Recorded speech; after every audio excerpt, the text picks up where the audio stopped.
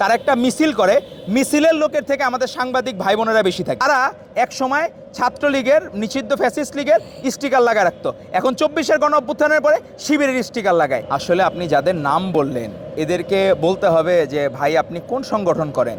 তারা বলবে যে আমি 24-এর আগে করতাম একটা, 24-এর গণ অভ্যুত্থানের আগে একটা করতাম, আর 24-এর গণ অভ্যুত্থানের পরে আরেকটা করি, মাঝে কী করতাম নিজেরাও জানি না। এদের হলো বিষয়টা হয়ে গেছে কি আপনাদের নাম বললে আরও হাইলাইট হয়। এখন তাদেরকে এই হাইপ তৈরি করা, তারা একটা মিছিল করে, মিছিলের লোকের থেকে আমাদের সাংবাদিক ভাই বোনেরা বেশি থাকে। তো এখন বিষয়টা হয়ে গেছে তাদেরকে হাইলাইট করার জন্য একটা উদ্দেশ্য প্রণোদিতভাবে একটা মনে এজেন্ডা নিয়ে তারা নামছে যে তাদেরকে হাইলাইট করতে হবে। এবং আমাদের অনেক, আপনারা না, অনেক সাংবাদিক ভাইরা আছে, বোনেরা আছে যারা চেষ্টা করে, তাদের মনের ভিতর তারাও হয়তো বা গুপ্ত রাজনীতির সাথে জড়িত অনেকে মনে হয়। তো এরকম যারা আছে তাদেরকে হাইলাইট করার চেষ্টা করে। আমার তাদের মানে অবস্থান সম্বন্ধে আমাদেরও জানতে ইচ্ছা হয়। এক সময় আপনারা পিকে সিনেমায় আমির খানের এরা কি করতো, মুখে স্টিকার লাগায় রাখতো ভগবানের, যে কেউ যাতে চন না মারে। তো তারা এক সময় ছাত্রলীগের, নিষিদ্ধ ফ্যাসিস্ট লীগের স্টিকার লাগায় রাখতো, এখন 24-এর গণ অভ্যুত্থানের পরে শিবিরের স্টিকার লাগায়। তো এই ধরনের স্টিকার লাগানোর রাজনীতি যারা করে তাদের বিরুদ্ধে আসলে বলার কিছু নাই। আর রাজনীতি বিহীন থাকলে আজকে যে 24-এর গণ অভ্যুত্থান সংগঠিত হয়েছে, শুধুমাত্র বাংলাদেশের সাধারণ শিক্ষার্থীরা, সাধারণ জনগণেরা, আমাদের অনেক মা বোন যারা বাসায় গৃহিণী, তারাও রাজপথে নেমে এসেছিল, কারণ তারা রাজনৈতিকভাবে সচেতন হয়েছিল। তারা মনে করেছিল হাসিনা থাকলে এই বাংলাদেশ নিরাপদ না, তারা মনে করেছিল আওয়ামী লীগের কাছে বাংলাদেশ নিরাপদ না। কিন্তু তারা এর বিপরীতে মনে করেছে 16 বছরের আপসীন সংগ্রাম বেগম খালেদা জিয়া সঠিক, তারা মনে করেছে আমাদের চেয়ারম্যান জনাব তারেক রহমান সঠিক। এজন্যই তারা রাজপথে সকলে নেমে এসেছিল।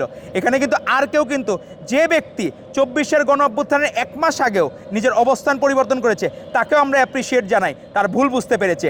কিন্তু আপনি 9 সাল থেকে শুরু করে যারা আন্দোলন সংগ্রাম করলো তাদের আপনি ভুল ধরা শুরু করবেন।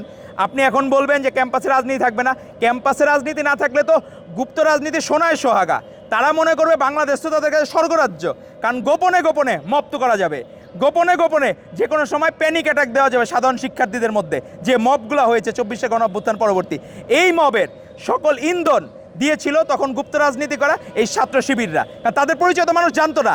আবার যদি রাজনীতিবিহীন কোনো পরিবেশ হয় তাহলে তাদের স্বর্গরাজ্য হবে, তারা তখন নিজেদের এজেন্ডাগুলো বাস্তবায়ন করতে পারবে, তাদের অন্য কোনো অসৎ উদ্দেশ্য তারা বাস্তবায়ন করতে পারবে। কিন্তু বাংলাদেশের সাধারণ শিক্ষার্থীরা 24-এর গণ অভ্যুত্থান পরবর্তী কেউ বোকা না, তারা যথেষ্ট সচেতন।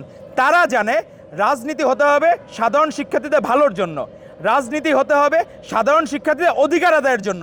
এই অধিকার কি মপ করে তো অধিকার আদায়ের দরকার নাই। আপনার প্র্যাকটিক্যাল ক্লাসে কম্পিউটার নাই, এর জন্য কি আপনি মপ করবেন, প্রিন্সিপালকে ঘেরাও করবেন, অবরোধ করবেন? তা তো না। আপনি সেখানে যৌক্তিকভাবে আপনার দাবি দাওয়াগুলো তুলে ধরবেন এবং রাষ্ট্র, স্বয়ং প্রধানমন্ত্রী আন্তরিক। আজকেও দেখলাম যে এখানে কিছু গেস্ট আমাদের প্রাইম মিনিস্টারের সাথে দেখা করতে গেছেন, উনি 150 টাকার খাবারের মিল তৈরি করেছেন। এর মধ্যে সাধারণ মানুষরা যা খায়, সবজি, ডাল, আপনার ডিম, এরকম মেনু দিয়ে প্রধানমন্ত্রী পর্যন্ত এই লাঞ্চ করার চর্চা করতেছেন। তো এই যে লাঞ্চ করার যে চর্চা, এর মাধ্যমে কি মনে হয় আমরা সেই স্বপ্নের বাংলাদেশে যেরকম প্রধানমন্ত্রী চেয়েছিলাম সেই প্রধানমন্ত্রী হচ্ছেন আমাদের জনাব তারেক রহমান। উনি নিজে স্বাভাবিক জীবনযাপনের মধ্য দিয়ে কোনো আধিক্যতা নাই, যেটা করেছিলেন শহীদ রাষ্ট্রপতি জিয়াউর রহমান বীরুত্তম। উনি নিজে 2টা তরকারি বেশি দিয়ে উনি কোনোদিন খাবার খাইতেন না, সেটারই ধারা আবার চালু করলেন আমাদের প্রধানমন্ত্রী জনাব তারেক রহমান। আর আমাদের যেহেতু সাংগঠনিক অভিভাবক এত আন্তরিকভাবে জিনিসগুলো দেখছেন, আমাদেরও এর বাইরে যাওয়ার সুযোগ নাই। আমাদের তো কোনো কিছুর পরিবর্তন হয় নাই, আমাদের যারা ছাত্রনেতারা অনেকের লাইফস্টাইলে পরিবর্তন হয়ে গেছে, আমাদের তো কোনো কিছুর পরিবর্তন হয় নাই। আমাদের আগেও যেভাবে আমরা চলতাম সাধারণ শিক্ষার্থীদের মাঝে প্রতিনিধি হয়ে, এখন আমরা সেভাবেই চলি। তো আমরা আশা করব ছাত্র রাজনীতির আপনার খুদ ধরার থেকে আপনারা যৌক্তিক সমালোচনা করেন, যদি এমন কিছু হয় আমরা সেটা গ্রহণ করব। কিন্তু অযৌক্তিক মব সমালোচনা এবং গুপ্ত রাজনীতিকে যদি আপনারা ধারণ করেন তাহলে বাংলাদেশের সাধারণ শিক্ষার্থীরাই আপনাদেরকে প্রতিহত করবে। ধন্যবাদ আপনাকে।